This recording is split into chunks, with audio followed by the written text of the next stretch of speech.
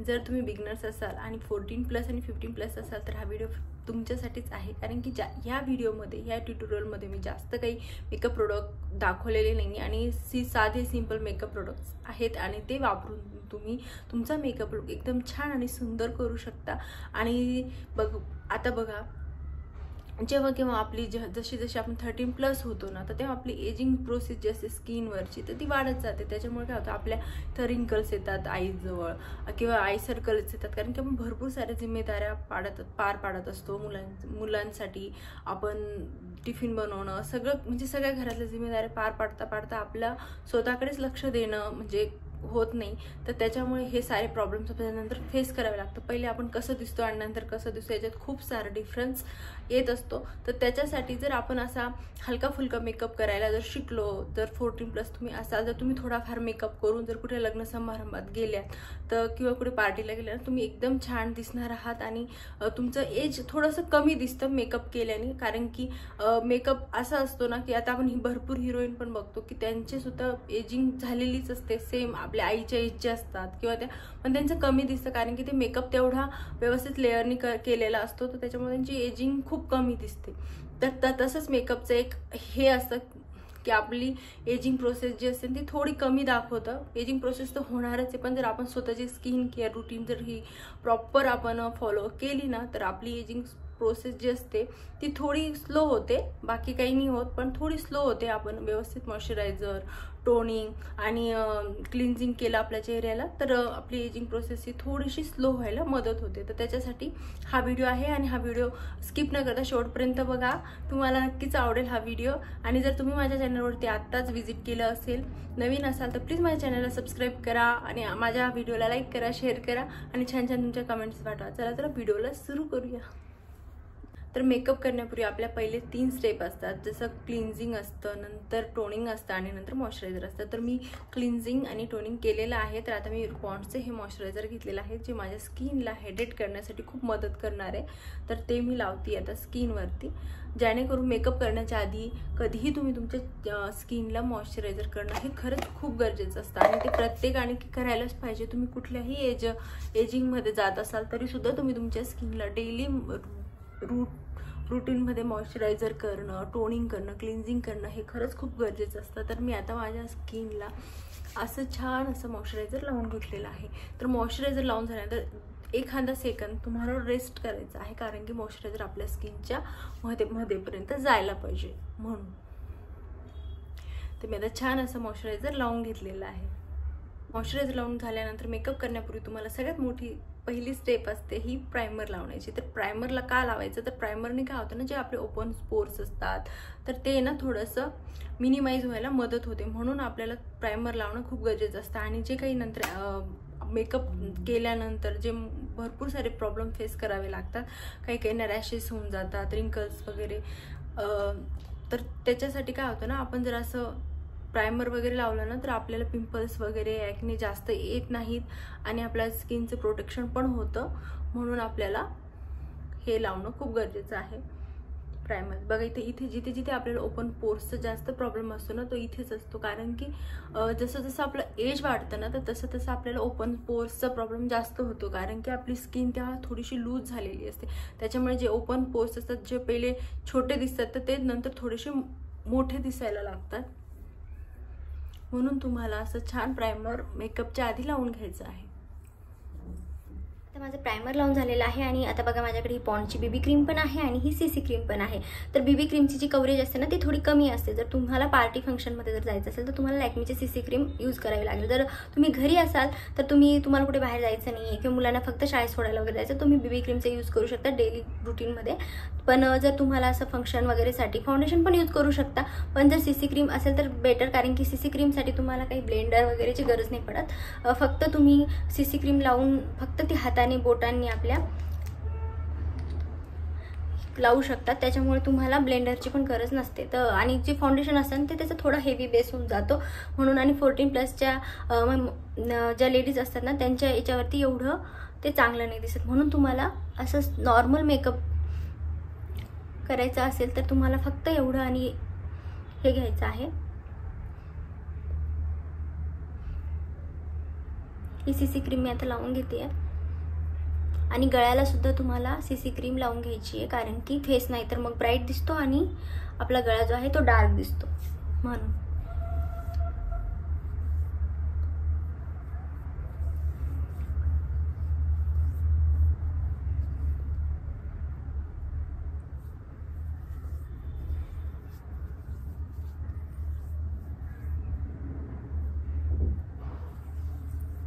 जसे आपण बाकीच्या क्रीम लावतो ना, तर तसंच आपल्याला ही क्रीम सुद्धा अशी लावून घ्यायची आहे.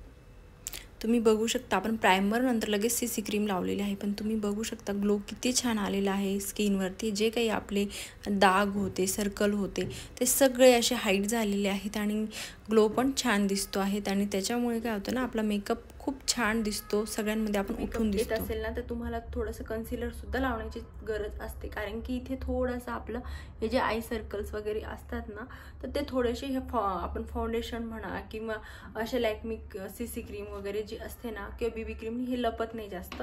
तर थोडंसं आपण त्याला हाईड करण्यासाठी, लपवण्यासाठी आणि रिंकल्स पण जे असतात त्यांना लपवण्यासाठी आपण थोडंसं आपण कन्सिलर लावणार आहोत, जिथे जिथे असे डाग वगैरे असतात. आणि किंवा इथे सुद्धा आपलं एज वाढल्यानंतर इथे ना थोडंसं काळं होऊन जातं. आता बघा तुम्ही, तरुण मुलींची स्किनमध्ये आणि आपल्या स्किनमध्ये खरंच खूप फरक असतो. तर त्याच्यासाठी हे डाग धब्बे लपवण्यासाठी थोडंसं कन्सिलरचा यूज आपण करणार आहोत. तर जिथे जिथे तुम्हाला असं वाटतं ना की आपलं डार्क सर्कल वगैरे आहेत किंवा काही काही लेडीजला नसतात पण, तर तुम्ही तिथे लावू शकतात, कारण की त्याने काय होतं ना, एकदम छान असा मेकअप लुक तयार क्रिएट होतो.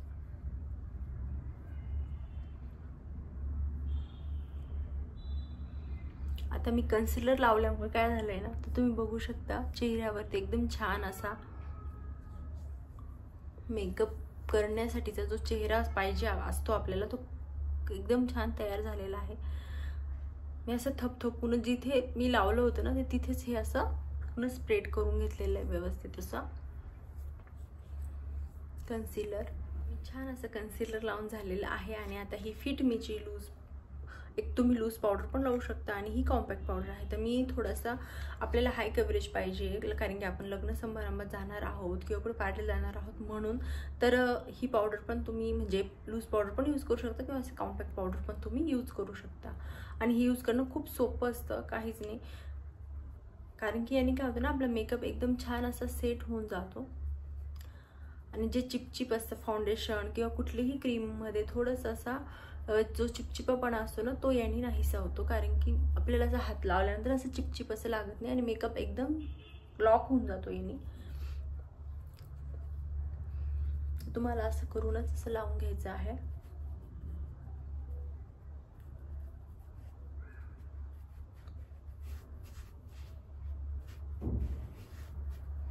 कधीही मेकअप करताना फक्त चेहऱ्याचंच नाही करायचं, तर मानेला सुद्धा फाउंडेशन किंवा जी लॅक्मी CC क्रीम जे तुम्ही यूज करत आहात, तर ते तुम्हाला लावून त्याच्यानंतर कॉम्पॅक्ट वगैरे लावणं सुद्धा खूप गरजेचं असतं, नाहीतर चेहरा ब्राईट आणि मान अशी जास्त डार्क दिसते. म्हणून तुम्हाला मेकअप करताना सगळे प्रोडक्ट हे फक्त कमी कमीच यूज करायचे आहे, जास्त प्रोडक्ट तुम्हाला घेऊन यूज करायचे नाही. तर आता हा इनसाइडचा हा ब्लश आहे, तुम्ही बघू शकता खूप छान आहे, क्रीमी ब्लश आहे हा. त्याला जास्त लावताना पण काही जास्त त्रास होत नाही, म्हणून मी तर थोडीशी स्माइल करायची आणि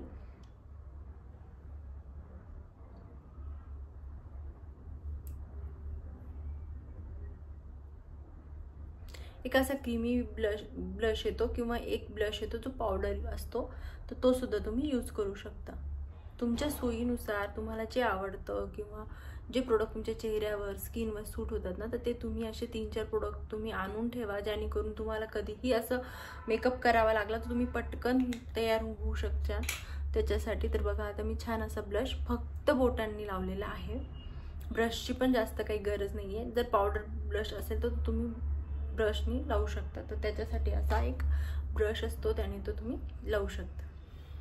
आपल्या आयब्रो सेट करणार आहोत, कारण की भरपूर सारं प्रोडक्ट जे असतं ना, आपण आता क्रीम लावली किंवा आपण कॉम्पॅक्ट पावडर लावलं तर ते सगळं असं आयब्रोवर दिसतं, आणि जोपर्यंत आपण आयब्रो सेट करत नाही आपल्या, तोपर्यंत मेकअप चांगला दिसत नाही. कारण की आपल्या एजिंग प्रोसेसनुसार आपले जे आयब्रो असतात ना, ते थोड्या विरळ होत असतात. तर त्याच्यासाठी ना आपल्याला मस्तपैकी असा कोम असणारी आयब्रो पेन्सिल घ्यायची आहे, आणि त्याने आपल्या आयब्रो पहिले अशा छान अशा कोम करून घ्यायच्या, त्यांना आणि त्याच्यानंतर त्या व्यवस्थित सेट करायच्या. जिथे जिथे तुमचा विरळ भाग असेल ना, तर तिथे तुम्हाला तो भाग तुम्हाला भरून काढायचा आहे याने.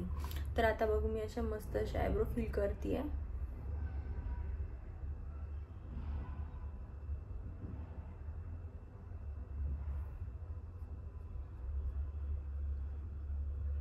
तुम्ही बघू शकता ते ह्या आयब्रोमध्ये आणि आयब्रोमध्ये किती डिफरन्स आहे. तर बघू शकता किती छान मेकअप आयब्रो नुसतं सेट केल्यानंतर सुद्धा दिसतो.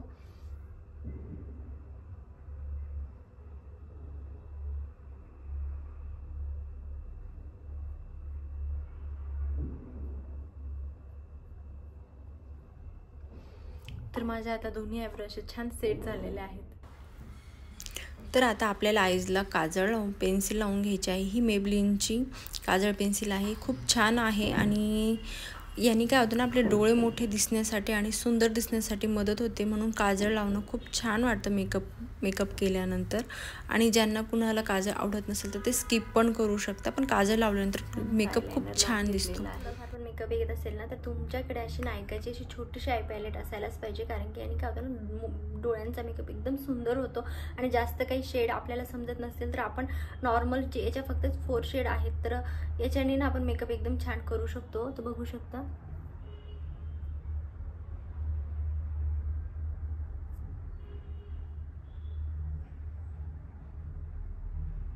फक्त तुम्हाला हाफ लीड जी असते ना आपली इथली, तेवढ्याच याच्यावरती तुम्हाला मेकअप करायचा आहे असं, आणि त्याला व्यवस्थित असं ब्लेंड करायचं आहे. कधीही कुठला मेकअप करत असताना फाउंडेशन असो क्रीम असो, त्याला व्यवस्थित ब्लेंड करणं जास्त गरजेचं असतं. तर मी तुम्हाला ही इकडची जी आईज आहे ना, ती बोटाच्या हेल्पने, जर तुमच्याकडे ब्रश नसेल तर तुम्ही बोटाने सुद्धा कलरिंग करू शकता तुमच्या आईजला. आईज मेकअप खूप सोपा, आणि बघा तुम्ही ब्रशपेक्षा सुद्धा बोटाने खरंच खूप छान होतो. आणि मी सहसा ना बोटानेच मेकअप करत असते. थोडं तुम्हाला मेकअप लाईटच ठेवायचा आहे, तर तुम्ही थोडंसं असं छान, तुम्ही बघू शकता काहीच वेळ नाही लागत. मी तुम्हाला एक्सप्लेन करून सांगते मेकअप कसा करायचा, त्याच्यासाठी थोडासा वेळ जातोय, मी तुम्हाला सांगते त्याच्यामुळे. पण जर तुम्ही हा स्वतः मेकअप केला ना, तुम्हाला फक्त 3 ते 4 मिनिटातच तुमचा मेकअप लुक क्रिएट होऊन जातो. जास्त काही करायची गरज नाही पडणार वेळ. तर आता हा एक थोडा शिमरी शेड आहे, तर तो थोडा मी घेते आहे, कारण की आपला पार्टी मेकअप लुक आहे म्हणून.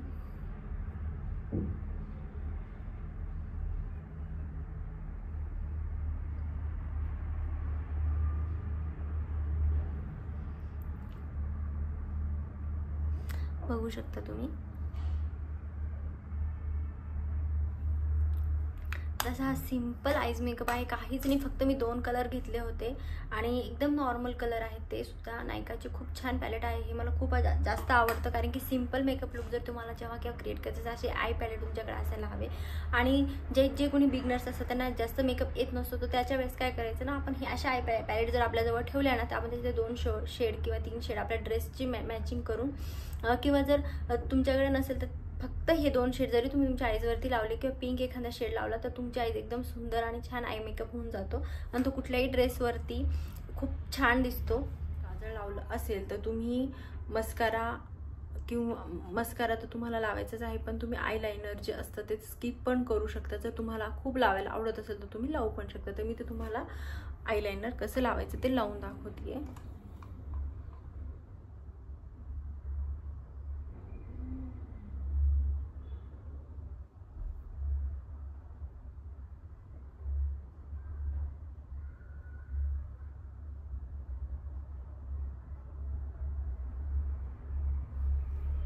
तुम्ही बघू शकता आयलाइनर मी एकदम कमी क्वांटिटीमध्ये आयलाइनर लावलेलं आहे, जास्त त्याला ब्रॉड केलेलं नाही आहे.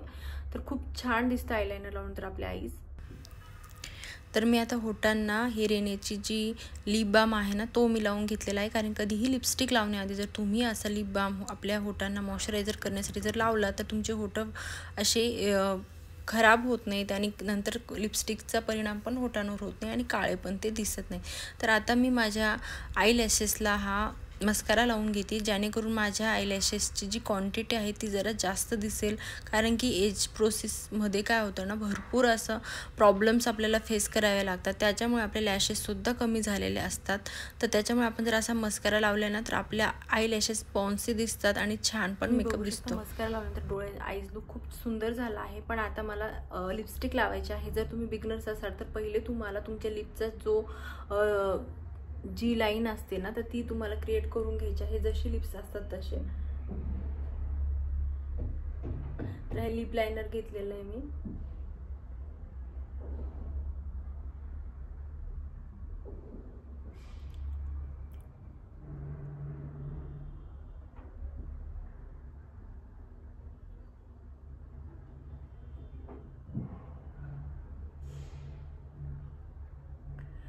लिप लायनर लावून घेतल्यानंतर तुम्ही तुमची आवडती जी तुम्ही जसा ड्रेस घातलेला असेल तशाच शेडची लिपस्टिक सेम तुम्ही तुमच्या होटांवरती यूज करू शकता. तर ही लिपस्टिक आहे फेस कॅनडाची, तर खूप छान शेड आहे हा. आणि ही लिक्विड लिपस्टिक आहे. तुम्हाला जी लिपस्टिक आवडते ती तुम्ही लावू शकता.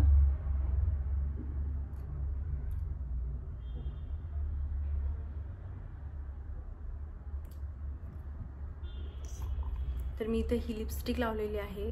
थोडासा साडीला मॅचिंग कलर अशी लिपस्टिक लावलेली आहे. तुम्ही बघू शकता आता मेकअप किती सुंदर दिसते आणि मस्त दिसते. आपला मेकअप लुक थोडासा जास्त वेळ टिकण्यासाठी आपल्याला एक मेकअप स्प्रे येतो, तर तो तुम्हाला वापरायचा आहे. तर हा BB ब्युटीचा आहे आणि C आणि E विटॅमिन्स याच्यामध्ये आहे. तर खूप छान मेकअप स्प्रे आहे. तर त्याने काय तो मेकअप आपला एकदम सेट राहतो आणि इकडे तिकडे तो हलत नाही अजिबात.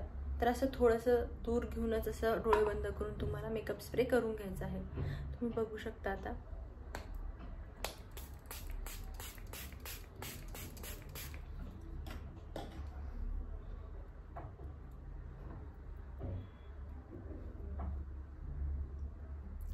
तर मी आता हा असा स्प्रे छान करून घेतलेला आहे चेहऱ्यावरती. तुम्ही बघू शकता छान असा मेकअप स्प्रे मी मारून घेतलेला आहे चेहऱ्यावरती. त्याने बघू शकता तुम्ही मेकअप आता दिवसभर छान माझा सेट राहणार आहे. आणि सगळ्यात महत्त्वाचं आपण तर हा सिंदूर लावून घेणार आहे आणि बस टिकली. झालं, मेकअप आपला तुमचा रेडी झालेला आहे मस्त असा. तुम्ही हा मेकअप कुठल्याही पार्टी फंक्शन हळदी कुंकूसाठी सुद्धा आता तुम्ही हा मेकअप करू शकता. आणि बस तुम्हाला हळदी कुंकूसाठी करायचं तर तुम्हाला फक्त नोज पिन घालायची आहे किंवा नाकात नथ वगैरे घालायची आहे. टिकली लावून घेतली आहे. तर तुम्ही बघू शकता हा मेकअप लुक खूप सुंदर आणि एकदम सिंपल पद्धतीने मी तुम्हाला ह्या ट्युटोरियलमध्ये दाखवलेला आहे. जर तुम्हाला हा व्हिडिओ आवडला असेल तर प्लीज चॅनलला सबस्क्राईब करा आणि व्हिडिओ शेवटपर्यंत बघितल्याबद्दल थँक्स. चला बाय, भेटूया नेक्स्ट व्हिडिओमध्ये. तर तोपर्यंत बाय.